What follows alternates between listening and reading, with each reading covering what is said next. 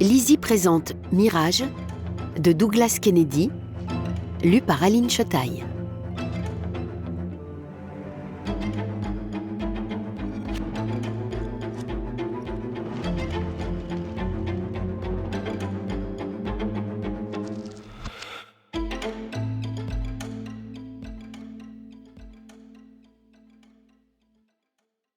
Pour Christine, à nouveau. Levez les voiles, mes pauvres camarades, et que tangue chaque horizon. Vous avez connu le pire. Votre volonté est en rade, vos principes flageolants, votre cœur plein de trahison, et votre vie passée une église effondrée. Mais que votre poison soit votre cure. Allez. Louis MacNeice, Thalassa. Chapitre 1. Première lueur du jour. Où étais-je? Dehors, le ciel, semblable à une rotonde d'un bleu naissant. Le contour des choses était encore un peu brouillé. Mais en rassemblant mes esprits, j'ai fini par comprendre où je me trouvais et dans quelle partie du monde. Un éclair de lucidité? Non, plutôt quelques constats élémentaires. Que voici. J'étais dans un avion. Un avion qui, durant toute la nuit, avait survolé l'Atlantique. Un avion qui se dirigeait vers un recoin de l'Afrique du Nord, vers un pays dont la forme sur une map monde était pareille à une calotte posée sur un continent. Nous étions encore à 10 000 mètres d'altitude, d'après le petit écran incrusté dans le dossier du siège devant moi. Et 842 kilomètres, ou 73 minutes, nous séparaient de notre destination. L'idée de ce voyage n'avait pas été la mienne. Elle m'avait été soufflée par l'homme dont la grande carcasse, 1,96 m tout de même, était recroquevillée dans le siège à côté du mien. Le siège du milieu, dans cet avion digne d'un film d'horreur. Pas de place pour étendre les jambes. Pas de place pour bouger même un orteil.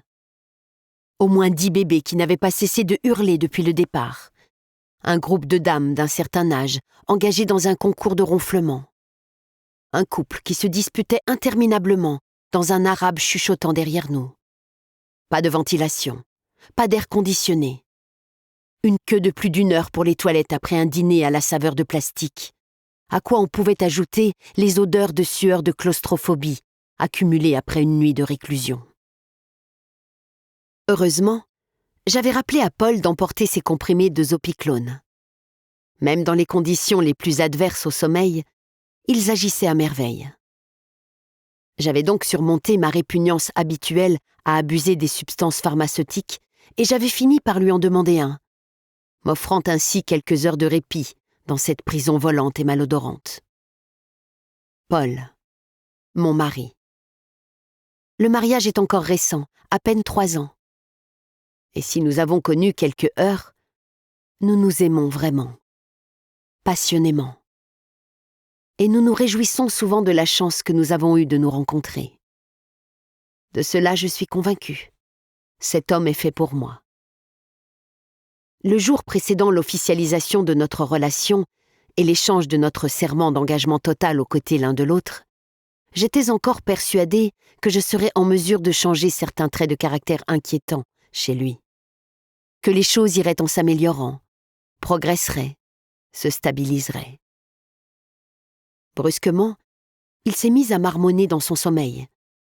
Des chapelets de mots incompréhensibles, mais de plus en plus sonores qui trahissaient la suractivité de son inconscient.